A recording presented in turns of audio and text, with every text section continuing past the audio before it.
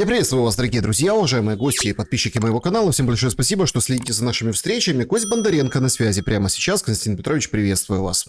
Здравствуйте, здравствуйте, Александр. Константин Петрович, 1 ноября, остается месяц до конца осени, и, в общем, до конца года всего ничего. А у нас новый виток, какой-то экстра потужности. Я бы хотел, чтобы мы начали с вот этого... прям такого прыткого со стороны офиса президента, со стороны Зеленского. Значит, вчера было совещание. Вот смотрите. Малюк сидит, глава разведки военной, все. Орешник, оказывается, уничтожили. Половину панцирей перебили. В Купянске все нормально.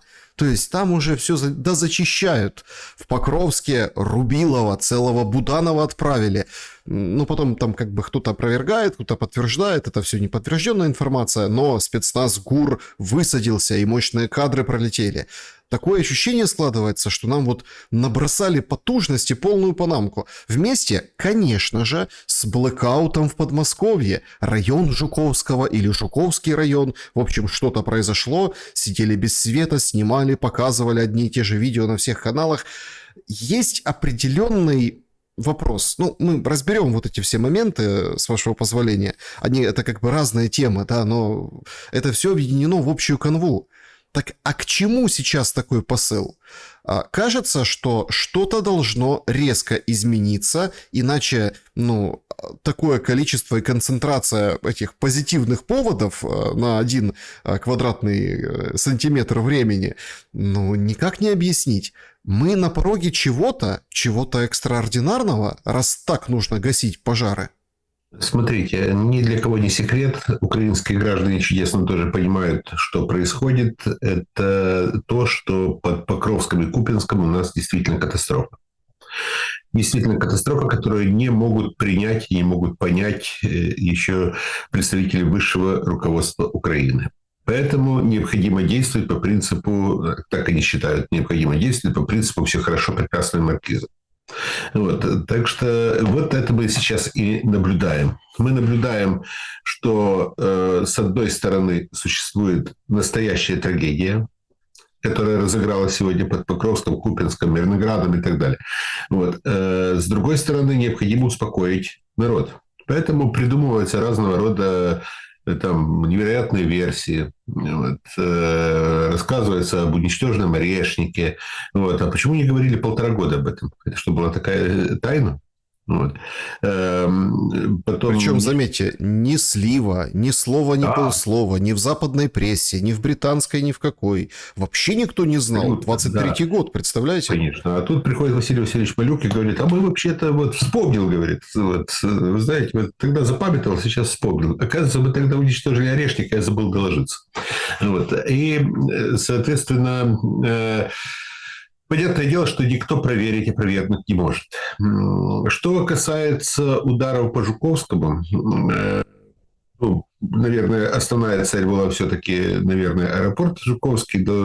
Даже если там и были повреждения, а Россия подтверждает, да, были, то это не весь район, это часть, что это, как говорили российские паблики, это несколько кварталов Жуковского, которые показали, в принципе, сказали, что это блэкаут, чуть ли не вся Москва и Московская область сидит теперь без света и так далее. Чем хуже будет ситуация на фронтах, тем больше будет таких победных реляций со стороны. То есть, смотрите, я взял максимально глобальную большую рамку, да, а вы все-таки это сводите к ситуативным этим поражениям на фронте. Дело в том, что, видите ли, у нас не мыслят стратегически, у нас реагируют на конкретные ситуации. Реагируют на конкретные ситуации, появилась сегодня проблема, давайте будем реагировать. Нету стратегического планирования.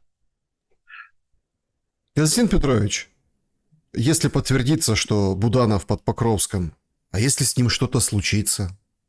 Это я, кстати, об этом тоже думал.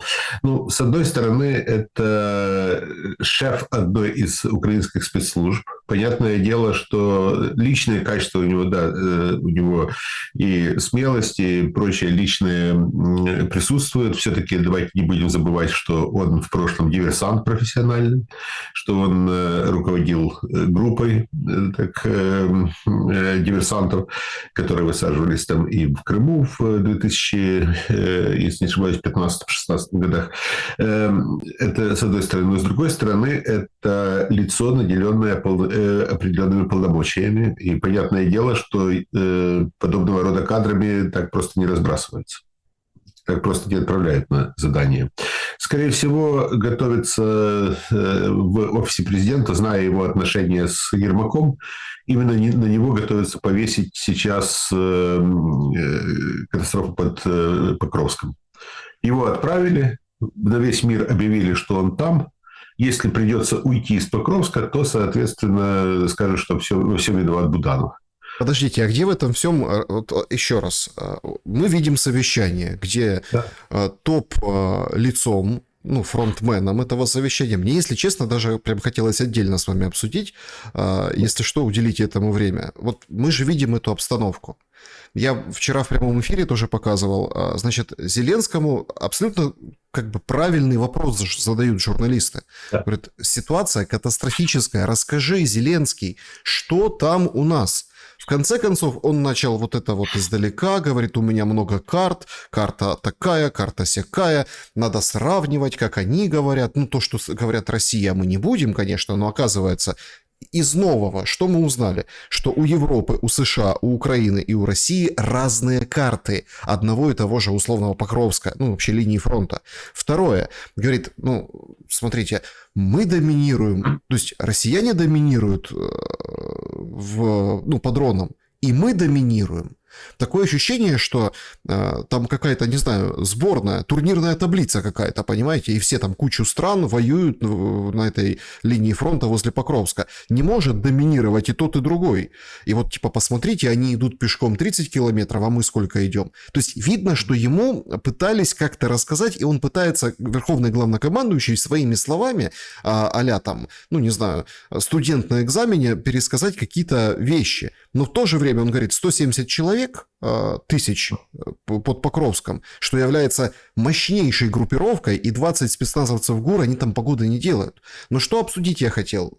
Это прям очень важно, ввиду того, что, друзья, если не знаете, Кость Бондаренко, телеграм-канал, переходите, книга «Джокер», обновляется, дополняется, и вот новое издание вышло, интересуйтесь. Вы как вот человек, который созерцает за Зеленским, он это все говорит, Малюк его перебивает, встряет, они там с ним не то что спорят, они не спорят, а как бы дополняют друг друга, и условно военный кабинет, совещание для прессы под камеры превращается, ну простите, в балаган, а на первые роли выходит Малюк. Получается у нас Малюк на первых ролях, уничтожает панцири-орешники, Буданова отправили туда, а где Сырский в этом всем?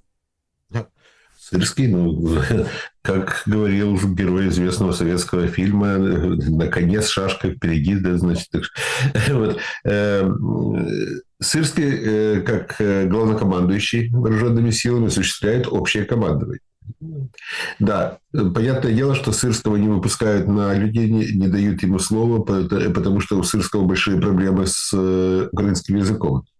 Он говорит примерно так, как говорил Николай Янович Азаров на украинском. Ну, бывает такое у людей. Для того, чтобы выучить чужой язык, необходимо, чтобы была не только способность запоминать слова, но и музыкальный слух. Если человек лишен музыкального слуха, он не будет говорить правильно на чужом языке. Будет некий, скажем так, очень жуткий такой волопюк, как говорят. Вот. Что касается Сырского, поэтому его перед прессой не особо светят. Что касается же Малюка, да, Малюк – это один из фаворитов Андрея Борисовича Ермака. Андрей Борисович его всюду сейчас показывает, что вот у нас есть Василий Васильевич Малюк. Это один из фаворитов, фаворитов Банковой, в отличие, например, от того же Буданова. Так что Василию Васильевичу дают возможность говорить на уровне с президентом, наравне с президентом. Ну, в общем, атмосфера такая специфическая. Специфическая атмосфера, но вы знаете, посмотрите военную хронику, немецкую военную хронику марта 1945 года. Март 1945 года. Все хорошо, на самом деле. У нас есть временная трудность, но мы сейчас как дадим, мы сейчас у нас все хорошо, отлично. Вот, не беспокойтесь. Март 1945 года. Посмотрите. Если мы попробуем понять, так а на что опирается Зеленский? Смотрите, бравада и мощь, демонстрируемая, ровно как и вот эти блэкауты Подмосковья, ровно как и вот эти уничтожения орешников, находят какое-то странное отражение в Лукашенко. Значит, он выходит на публику и делает интереснейший посыл. Говорит, мы сейчас с Путиным, если надо, соберемся и как бахнем. Но непонятно, по кому бахнем, непонятно, в чем вообще вопрос. Речь идет об одном и том же типе вооружения, об орешнике, которые в декабре должны поставить в Беларусь. Уже официально, то есть на боевое дежурство. На этом совещании, я вот обратил на это внимание, не знаю, обратили ли все остальные, там же как показывают совещание. Да? Зеленский держит речь, и журналисты ему как бы вклиниваясь задают вопрос. Но они немножко перебирают манеру вот эту. Потому что атмосфера совещания была, не то что балаган, вот такая свободная, давайте называть это, свободное совещание. И журналисты, почувствовав себя немножко в овальном кабинете, начинают как бы встревать. И там прозвучал очень важный вопрос, и я пытался понять, откуда это. Журналистка, которая его задавала, вряд ли это придумала сама, потому что такая у нее фантазия. Значит, Зеленский рассказывает, где будет размещена в Беларуси установка, говорит, у нас есть карты, у нас есть все, угрожает Европе, цепляя на крючок, что, смотрите, сейчас там будет орешник, и это угроза всем вам, а там слепая зона, это 700 километров, не беспокойтесь, Украину орешник, Киев, по крайней мере, Украину орешник из Беларуси не достанет, это для вас. И журналистка задает вопрос, так подождите, они же нас могут спровоцировать, по нем ударить. Перевожу. То есть происходит ситуация, где Украина вынуждена, спровоцирована, бьет по Беларуси. И в этот же день выходит Лукашенко и делает четкий, ясный, конкретный посыл. Такой мужицкий, говорит, что, в общем, если рыпнетесь на нас, если что-то, мы жахнем.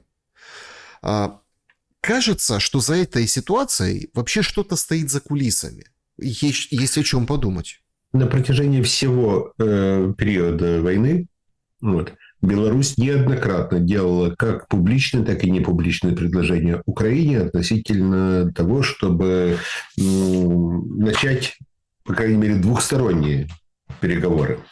По крайней мере, наладить, нормализировать отношения между Беларусью и Украиной.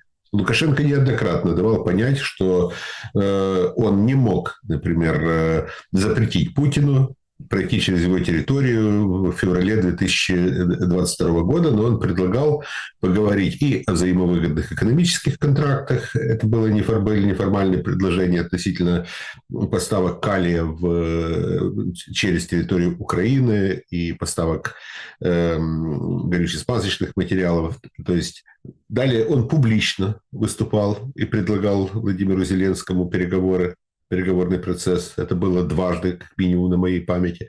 Публичные заявления Лукашенко. Лукашенко неоднократно говорил о том, что белорусские войска точно не будут принимать участие в войне между Россией и Украиной, точно не будет никакого второго фронта со стороны Беларуси. Кстати, в Украине в это не верили, считали, что Лукашенко вот-вот сейчас нападет. Весь 22-й, весь 23-й год, я помню, прошел в таких ожиданиях, когда же нападут белорусы. Хотя не было видимых каких-то причин.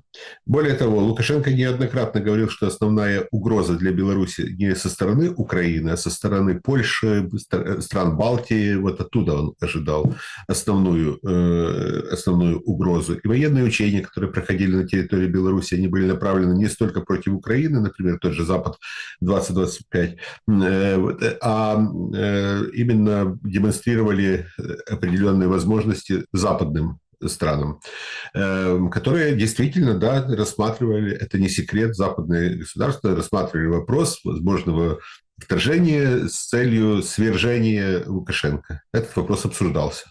Вот. Если он даже в там, отдельных пабликах, и если высказывались даже там, европейские отдельные политики вот, и военные по этому вопросу, то, извините, этот вопрос, значит, где-то обсуждался. Слава богу, что хватило ума не начать эту операцию. Вот. И сейчас в Беларуси начинают, ну, по крайней мере, предупреждают, что, смотрите, мы на протяжении войны не лезли в Украину. Мы Украину не трогали на протяжении войны. Тронете – будет ответ. Так что Зеленский это чудесно понимает. Но смотрите, когда мы говорим Зеленский, давайте будем говорить откровенно. Зеленский – это не тот человек, который самостоятельно принимает решения. Вот. У нас нет возможности говорить о Зеленском как о политике, который вот сам принимает решение начинать войну, заканчивать войну, или начинать ту или иную операцию, заканчивать ту или иную операцию, сделать то или иное заявление или не делать. Вот. Он советуется с так называемыми партнерами. Вот. Если есть добро со стороны партнеров или если есть определенный сигнал со стороны так называемых партнеров, в первую очередь со стороны Великобритании, в первую очередь, а уже дальше Франция, Германия, на каком-то месте там Соединенные Штаты, вот, то тогда Зеленский нечто заявляет. Я думаю, что ему сейчас все вот эти заявления, которые он делает, они тоже согласованы с теми же партнерами. Так, ты поднимай информационные волны, ты говори о том, что все хорошо, мы сейчас найдем денег, найдем оружие. Смотрите, тут два момента я хотел бы сразу уточнить. Материал Евроактив, издание, они вот... Ну, в общем, а вдруг завтра война, и условно... Там они вообще просчитывают, что вот план европейский сработал, прекращение войны. Ну, то есть... Там по линии вот эти 12 пунктов, согласовано все с Россией, все, короче, закончили упражнение. И война как бы возобновляется после этого, да, и Европа как бы дала гарантии безопасности и вынуждена перебросить войска. И они отмечают, что это же просто какая-то телега неповоротливая. Европейские армии, контингенты и все остальное. Чтобы пройти через страны, короче, надо 45 дней заявку подавать. Европа сейчас пытается чего-то, бюрократически эти нормы. В общем, не придет помощь быстро, это всем понятно. То есть они... По Гребенщикову. Знать, подмога не пришла. Ну, то есть это нонсенс. Они пока будут рассматривать вот эти все ограничения. Короче, то есть Евроактив делает вывод, что, ребята, ну, вы, конечно, можете дать гарантии, но если вдруг чего, вы их не сможете выполнить. Поэтому им это Филькина грамота и грош цена. Это вот такое дополнение. Но тут возникает другой момент. Получается, из ваших слов выходит, что Зеленский всячески предлагает своим союзникам, друзьям, партнерам какие-то действия в отношении Беларуси. Но Зеленский же, наверное, должен понимать, что, предлагая это, он, конечно, взвинчивает градус эскалации, но добавляется линия фронта, причем такая существенная. Конечно. Ну, смотрите, дело в том, что Зеленский чудесно понимает, он хорошо помнит, и в Европе хорошо помнит, что 2 года назад Владимир Путин сделал заявление относительно того, что агрессия относительно Беларуси будет восприниматься как агрессия относительно России. Я помню, что в то время, например, некоторые аналитические центры в Европе, вот, они даже прорабатывали тему, вот, сколько времени необходимо первой гвардейской танковой армии Вооруженных сил Российской Федерации для того, чтобы быть переброшенными в район боевых действий на территории Беларуси в случае, если войска НАТО все-таки вступят на территорию Беларуси. Вот. То есть они понимают, что Россия не останется в стороне.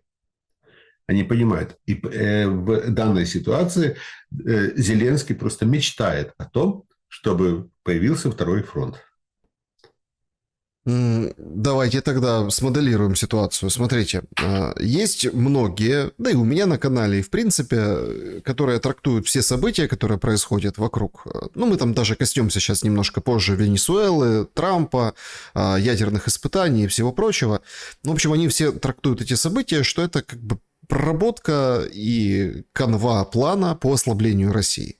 Второй фронт чисто теоретически, да, может ослабить Россию, потому что все силы, ну, основные силы, львиная доля, да, вот боевых бригад, боевых частей, они задействованы на фронте в Украине.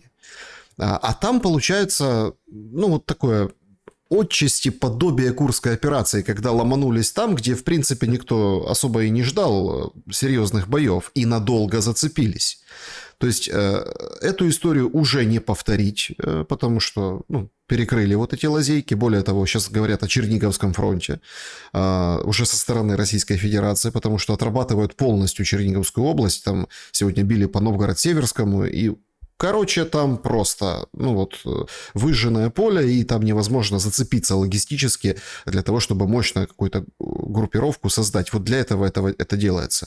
Но Беларусь, с одной стороны, это невыгодно для Украины, но с другой стороны, это вроде как должно быть выгодно для того, чтобы Россию ослабить. Есть ли вероятность, что эти действия Зеленского, которые он предлагает с начала этого года, в обращении новогоднем, он вот это «Живе Беларусь», Грудинов вспоминал и «Живе Беларусь». И вот у него периодически вот это вот как, да, вот как такой, отщелкивает вот этот... Распоряжение на территории Украины, в распоряжении Украины. Вот, существует несколько белорусских формирований. Вот. В частности, полк имени Калиновского, вот, в частности, там целый ряд диверсионных отрядов и так далее. Вот. Вопрос в том, задействует ли Украина эти силы. Это люди, это белорусы, этнические белорусы, которые мечтают свергнуть Лукашенко и установить там свой режим. Вот. Понятное дело, что финансируется это тоже все из-за рубежа. Финансируется все это тоже там, в основном европейскими государствами, вот, но на территории Украины размещены они. Поэтому я не удивлюсь, если возможны разного рода диверсионные рейды вглубь Беларуси. Однако и Лукашенко тоже, кстати, не особо сидит сложа руки. На протяжении 2025 года он очень серьезно укрепил свою команду.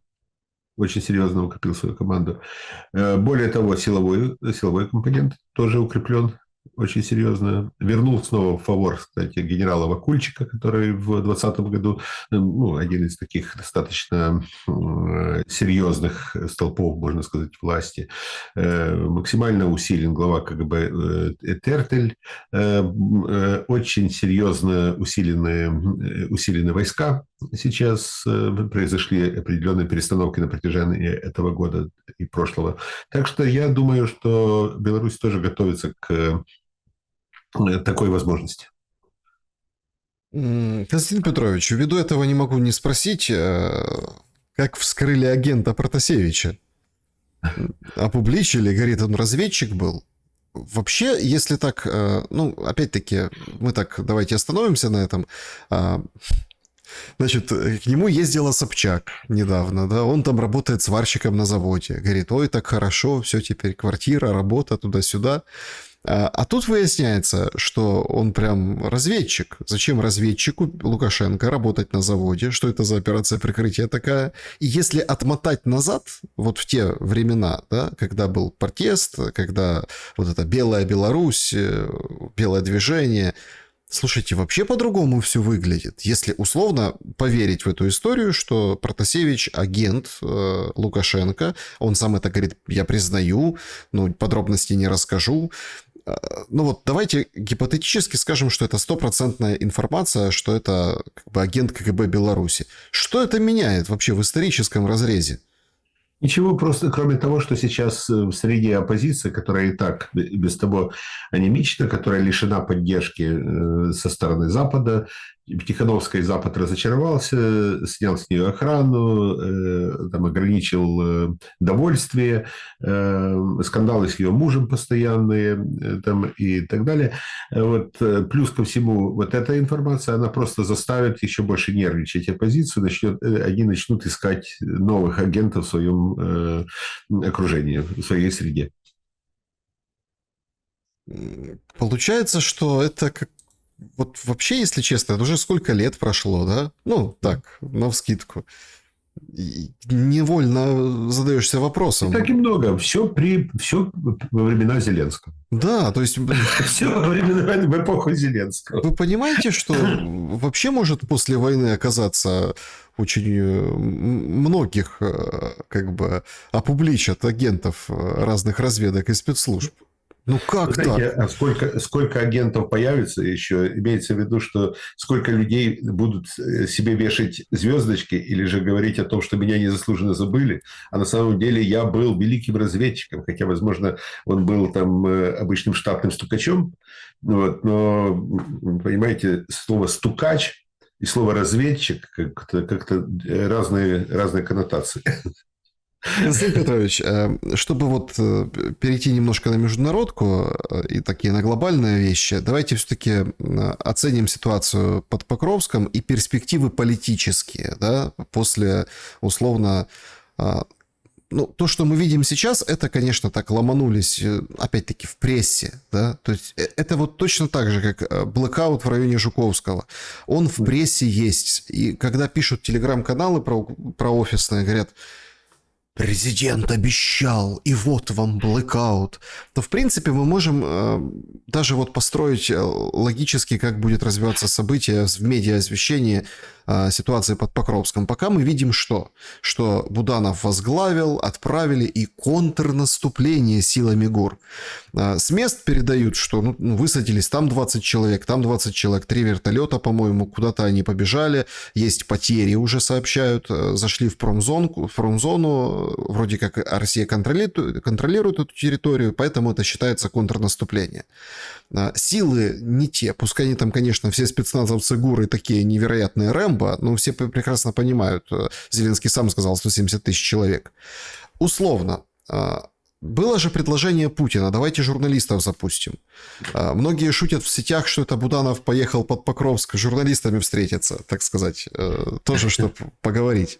Но это как бы злая шутка. На самом деле ситуация удручающая. Исход Покровска, ситуации в Покровске, откровенное вранье про Купянск, как аукнуться для Зеленского, не знаю, там через 5-7 дней, когда все четко будет понятно. Зеленский абсолютно не обращает внимания на то, как аукнется. Вот. То есть мнение народа его абсолютно не интересует. Вот. Тем более ему приносят абсолютно нарисованную социологию, абсолютно нарисованную то, что сами социологи в шутку называют мурзилками. Вот. То есть приносит ему мурзилки, в которых у него супервысокий рейтинг, он побеждает, народ верит в победу, народ хочет продолжения войны до выхода на границы 91 года. Да, вот это вот последняя КМИС. Через 10 лет у нас будет светлое будущее, будем в Евросоюзе. Да. Нация едина как никогда. Вот это последнее, это просто. То есть все это приносит, это его успокаивает.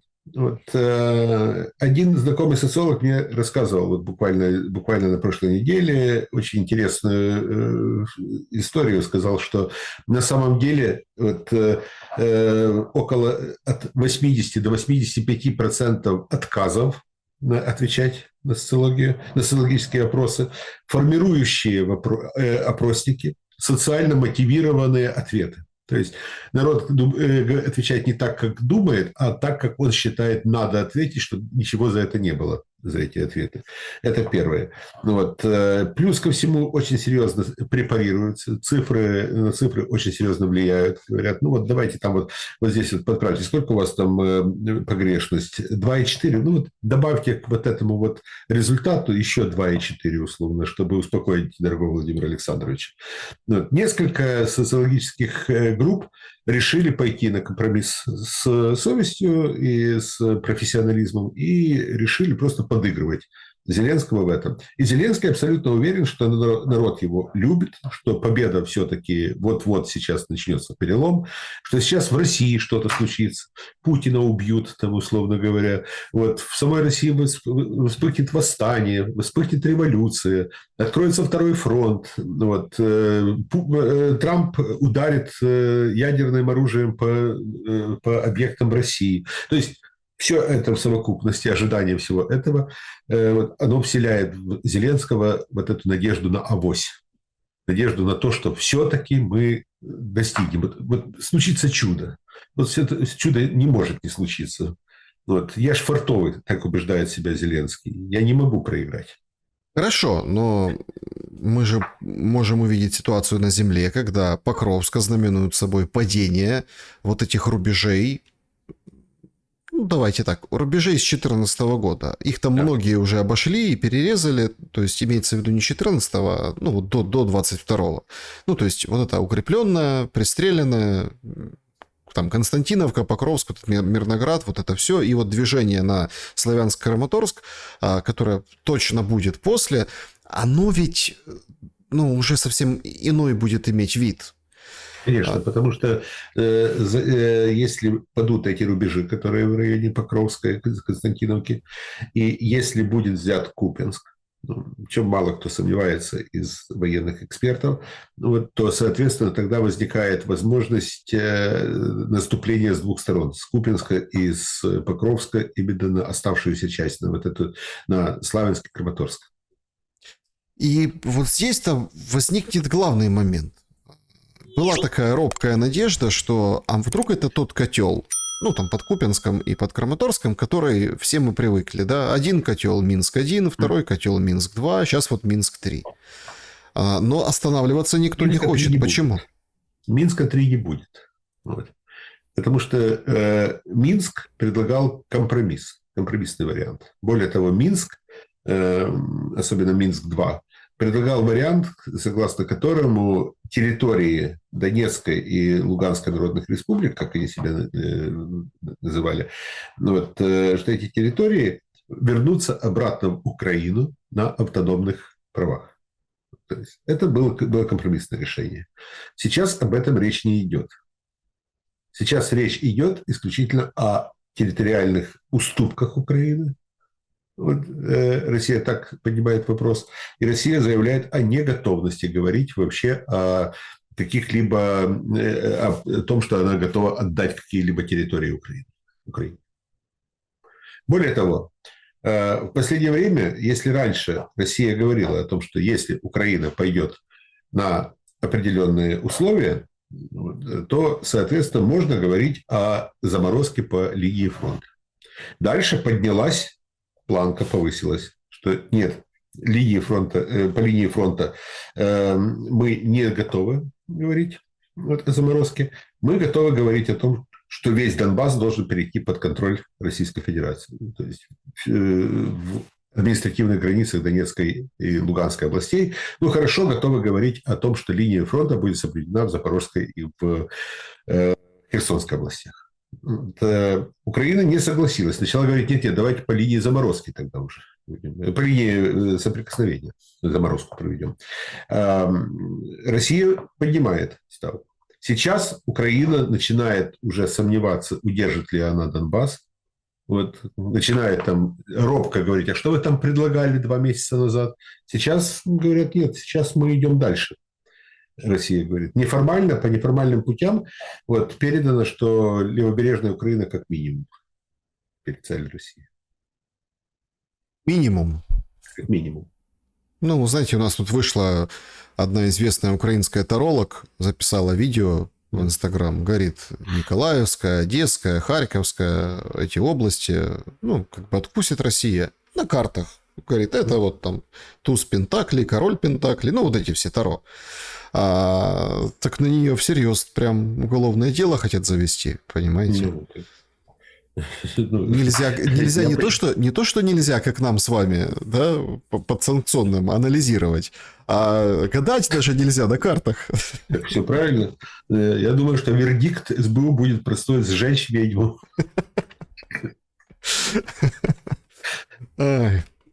По поводу «Ведьмака». Слушайте, а Трамп вернулся, значит, с азиатского турне, повидался с Си и как бы пошел на выходные. А американские военные вовсю хотят Венесуэлу, так сказать, приступить к Тепло, некоторым бананы. операциям. Тут же какой момент получается? Если верить Вашингтон-Пост, там Мадуро у Путина попросил поддержки, письмо ему написал. И возникает очень интересная ситуация. Опять-таки, вчера опять подняли CNN, да, подняла эту историю, что томагавки Украине опять передают. Букмекеры на Polymarket взвинтили до, ну, вот это, до уровня вот той поддержки, когда Зеленский ехал в США, примерно эти недели, примерно тоже 20 с чем-то процентов вероятность была. И опять он возрос с 10 до этого показателя. Ну, я имею в виду букмекерские ставки. Так вот, получается очень интересная геополитическая диспозиция. Значит, ну, пока все на уровне слов, но тем не менее. Российские ракеты смотрят в прицел на американцев из Венесуэлы, а американские ракеты смотрят на российские города из Украины. И вот такой модернизированный Карибский кризис 21 века как бы налицо. Что думаете по этому поводу? Случится, да, или поговорят, да, и разойдутся? Ну, плюс Путин демонстрирует буревестник, Посейдон, да, так, потом Трамп говорит, а наша подводная лодка где-то там рядом с берегами России и прочее. То есть обмены такими любезностями. Понятное дело, что все это происходит на фоне не только там каких-то какого-то нагнетания ситуации в военной сфере, происходит и переговорный процесс. Более того, их два. Первый – это линия Дмитриев-Уитков, вот линия, которая сохраняется, и линия, которая в основном предусматривает переговоры относительно экономического сотрудничества, перспективы экономического сотрудничества между Соединенными Штатами и Российской Федерацией. Вторая – это линия, которая там, основными акторами в этой игре по этой линии являются Лавров и Рубио. Это вопросы международного характера, в том числе и украинский вопрос, в том числе и вопросы, которые касаются Карибского бассейна, Венесуэлы и так далее. То есть все это решается уже на официальном уровне. Если Дмитрий Уитков – это полуофициальный уровень, то уровень Лаврова и Рубио – уровень вполне официальный. И там идет пробуксовка. Кстати, накануне Карибского кризиса, я напомню, Карибский кризис – это октябрь 1962 года, так вот, в 1961 году Хрущев и Кеннеди абсолютно себе мило беседовали в Вене, встречались. Этому еще предшествовал и визит Никиты Сергеевича в Соединенные Штаты и так далее. То есть те, кто говорят, что Аляска, она как бы безальтернативна, Анкоридж безальтернативен.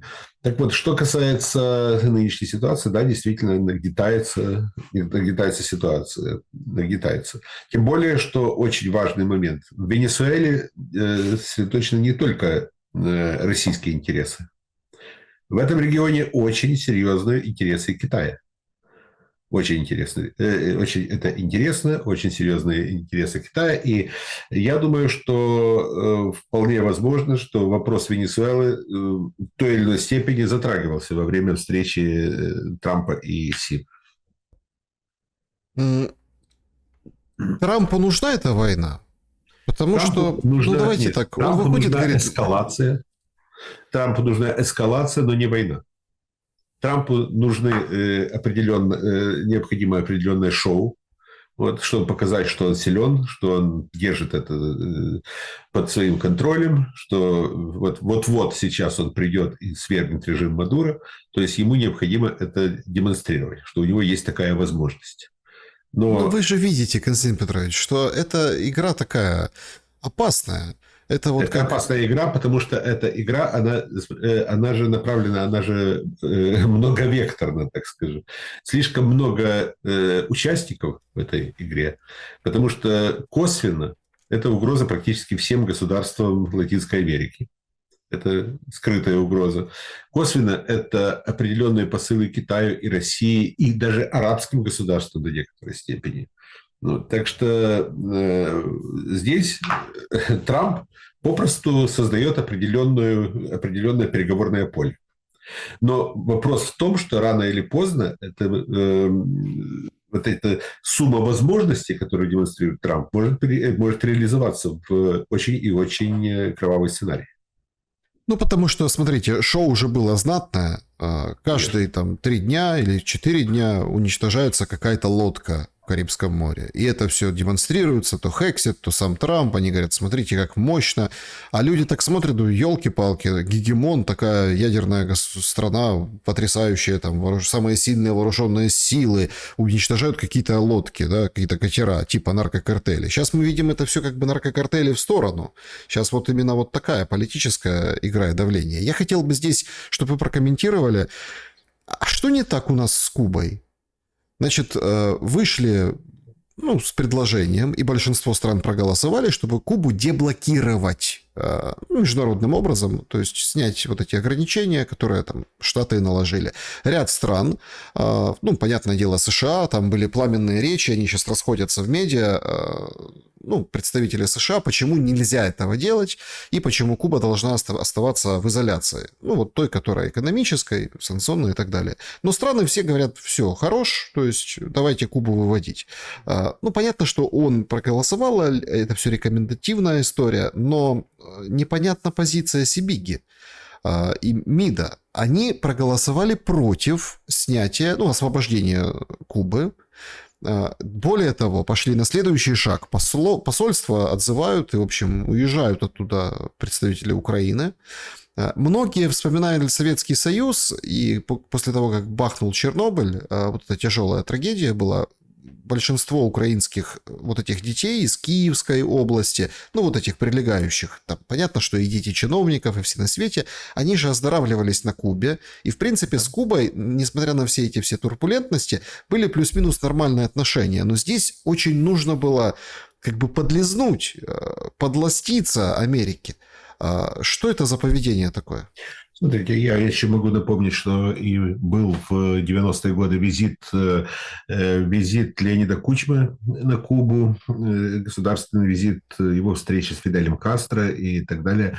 Да, Куба очень серьезно помогала Украине лечить детей после Чернобыльской катастрофы. И не только Украине, Беларуси предоставляла такую помощь.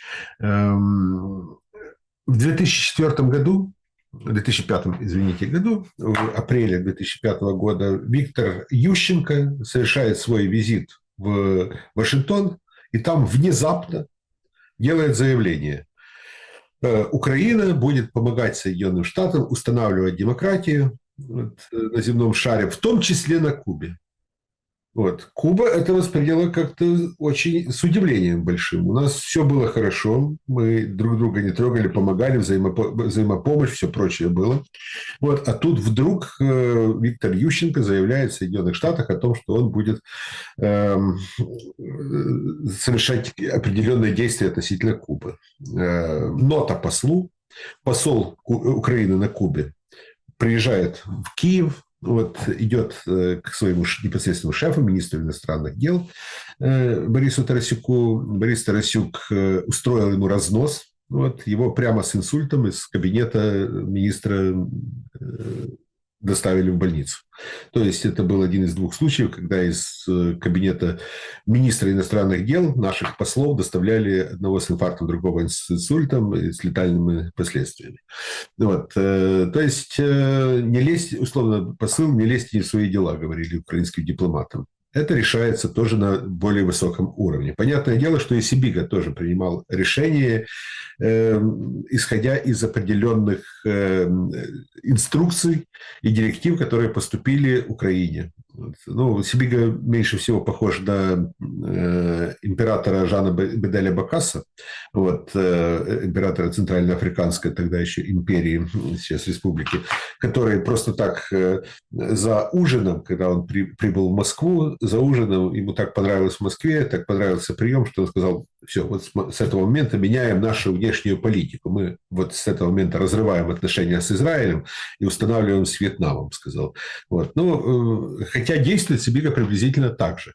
Но, понятное дело, не самостоятельно, а под диктовку западного, опять же, партнера. Константин Петрович, вернемся в Украину. Я бы хотел, чтобы вы прокомментировали события в Одессе. Значит, два события в Одессе. Одно связано с ТЦК, другое с идентичностью одесской. Значит, просто навала комментариев о том, вот этих воплей от профессиональных украинцев, профессиональных патриотов, о том, что надо вообще, что не сопли жевали эти, прости господи, полицейские, ТЦКшники, надо было доставать табельное оружие, отстреливаться, надо было усмирять. Ситуация на 7-м километре с перевернутым микроавтобусом и уничтоженным микроавтобусом, который били и на котором вымещали злость. Она, конечно, очень яркая картинка, очень будоражит всех в Украине и является таким своеобразным ответом на тотальную, повсеместную, вот эту вот ужасающую работу ТЦК. Но находятся голоса, они кричат тоже достаточно громко и уверенно, что ТЦК надо защищать, и ТЦК надо защищаться, а вот таких вот непонятных персоналей садить, расстреливать, в общем, по полной программе. Где СБУ? Нет, понятно, где СБУ, на совещании у Зеленского. Они там заняты немножко другим. Но, тем не менее, это накладывается еще на достаточно серьезную проблематику. Труханова в домашний арест поместили, так сказать, под домашний арест на 60 суток. Как бы изолировали его, несмотря на то, что гражданство забрали. И, условно, сейчас же Одессой, самим городом и регионом управляет абсолютно в ручном режиме офис президента. И вот такая история достаточно должна была, ну так, немножко пощекотать нервишки на Банковой. Как вы думаете, во что это выльется? Замнут, затрут? Или попытаются как-то ответить, я имею в виду власти, да, на вот этот эпизод? Если попытаются ответить, то не будет ли это снежный ком эскалации этих отношений и в дальнейшем? Снежный ком эскалации. Если любое действие в данной ситуации будет вызывать противодействие, народ доведен до отчаяния уже. Понятное дело, что жить несколько лет в страхе перед ТЦК, это порождает определенный протест, внутренний протест в людях. И я думаю, что если сейчас ТЦК получат указание, что они могут применять оружие против мирных людей, то если раньше ТЦКшникам просто били морды, что называется, вот, то сейчас будут тоже применять оружие. Оружия на руках сейчас огромное количество. Огромное количество. Буквально на прошлой неделе там кто-то взорвал гранату, погибли 2 ТЦКшников и так далее. Поэтому я думаю, что эскалация будет продолжаться. Что касается Одессы, знаете, попытки уничтожить одесскую определенную идентичность, которая существовала у одесситов. А Одесса – это один из немногих городов в Украине, у которых была своя собственная идентичность. Вот именно вот, у которой была собственная мифология, собственная была история, собственные герои, собственный, можно сказать, язык, даже собственная культура и прочее. В рамках Украины. Одесса всегда говорила, что мы не Россия, мы не Украина, мы Одесса. Говорили так полушутя. Так вот, попытки уничтожить эту идентичность превращают Одессу в большой Бердичев. Вот. Я думаю, что одесситы вряд ли будут сидеть сложа руки в этой ситуации. Ну, с другой-то стороны, давайте так. Вот этот коробок спичечный над Пушкиным стоит, его же никто не снес. Ну, подождите. Я думаю, что еще не вечер. Ну, вообще, это, конечно, уникальная ситуация. Она демонстрирует как и безрассудство, идиотизм, так и бессилие власти. Ну, того же Лысака, того же Кипера. О чем речь? То есть снести нельзя. Ну, вот да. Нельзя. Поэтому надо делать что-то надо. И поэтому посреди ночи загнали коммунальщиков, они под бронью, поэтому куда деваться, в общем, это все застроили, и начинает дискутировать интеллигенция. Я немножко был тронут даже выступлением одной из преподавательниц Одесского университета, которая говорит о том, что, смотрите, невозможно любить Пушкина и не любить Россию. Потому что ты читаешь эти строки, ты все равно относишься хорошо к России. Она приводила пример, что не такие глупые были советские пропагандисты, которые Пушкина как бы взяли, да, из царской России и взяли, перенесли его в советские там, учебники, в советский нарратив, да, условный. И вот нам нужно максимально от этого отказаться. И ладно там, если мы уже не откажемся, те люди, которые Пушкина читают и помнят, то не учите детей Пушкину. Что вы думаете по поводу... Дебилов сейчас очень много, и еще больше там людей, которые пытаются таковыми казаться в своем раболепии перед властью, в своем желании выслушаться перед властью. Это абсолютно нормально. Это, когда в условиях тоталитарного режима люди пытаются быть святее римского папы, пытаются там инициативничать и прочее, в надежде, что заработают медаль, премию, еще что-то, конфетку. Что касается этой постановки вопроса, вы знаете, в ходе Великой Отечественной войны тоже были люди, которые требовали запретить полностью немецкий язык, немецкую литературу, представителей немецкой культуры. Но Сталин не пошел на то, чтобы отказаться от наследия Гёте, Шиллера, Гейна и прочих. И в этом отношении как раз я думаю, что этот опыт для Украины является намного более важным и интересным. Давайте не будем следовать именно этим установкам, что мы воюем, что Пушкин является там носителем российской культуры, и что Пушкин является не менее опасным для Украины, чем Путин. Есть такие заявления, вы знаете. Давайте не будем позволять промывать свои мозги. Но промывают же. Промывают, я понимаю, но я говорю, что должна быть внутренняя резистентность у людей. Внутренняя резистентность к подобного рода вещам. Я общаюсь с очень многими людьми в Украине сейчас, с очень многими. Но я стараюсь общаться, сузить круг своего общения к тем людям, у которых мозги не атрофировались, которые не живут лозунгами и не кричат «Ура!», там, с криком «Ура!», там бегут сжигать там, томики Тургенева, Толстого и Чехова. Причем интересно, что есть-то и адекватные люди, которые говорят, да было это уже, почитайте Булгакова. Но я заметил, что за эти годы... За эти годы Паустовский, Булгаков стали какими-то иностранцами. Иностранными, такими какими-то, знаете, зарубежная литература. Я помню, когда только этот Коэльо входил в моду, все это читали, там девушки в основном, да, и да. Коэльо, что за Коэльо, что там, что-то такое. А сейчас ровно такое же отношение к Булгакову, Паустовскому, потому что, их действительно выпилили. А те люди, которые читали, говорят, так смотрите, пожалуйста, «Белая гвардия», «Собачье сердце», посмотрите, точно так же все. А люди не... Булгакова именно поэтому и запрещают. Не потому, что он там воспевал белогвардейцев или недооценивал там Петлюру или Скоропадского. Его именно потому, что он в своих произведениях фактически отразил нынешнюю Украину. Предвосхитил фактически те события. Извините, пожалуйста, но Шариков откуда списан? Да, многие могут найти параллели. Константин Петрович, 1 ноября. Ноябрь идет полным ходом. Сладким этот ноябрь точно не будет. Что вы бы сказали по поводу грядущих, таких тяжелых зимних эпизодов, зимних моментов? Об этом говорят уже все, что очередной удар прошлой ночью по газоинфраструктуре в Полтавской области. Мы видим, как вчера были сообщения о том, что отключали или пытались бить по линиям электропередач под станциям, которые питают атомные электростанции в Украине.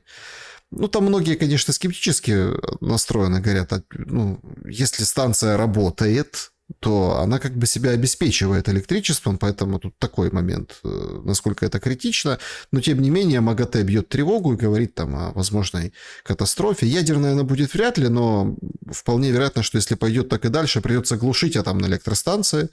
О тепле, о воде, о электричестве, которые отключаются постоянно, ну, уже нечего и говорить. Даже футболист Милевский застрял в лифте, его там лифтер спасал.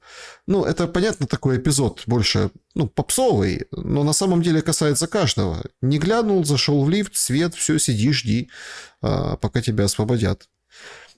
Как вы думаете, месяц до зимы, с чем столкнутся украинцы и что бы вы им сказали? Ну, я точно не уполномочен говорить что-то в этом отношении, говорить, что все будет хорошо или все будет плохо. Это точно не моя задача. Это задача Министерства энергетики. Это задача людей, которые непосредственно связаны с энергетикой. Они должны говорить. Они должны либо предупреждать, либо успокаивать. Вот. Но то, что ситуация катастрофическая сегодня, не только под Покровском или под Купинском катастрофа, но и катастрофа в тылу, катастрофа в энергетической системе, это очевидно. Как власть распорядится этой ситуацией? Что сделает власть? Какие найдет она способы не допустить того, чтобы зима стала действительно холодной для каждого украинца, который находится в Украине? Это уже вопрос действительно к власти. Вот.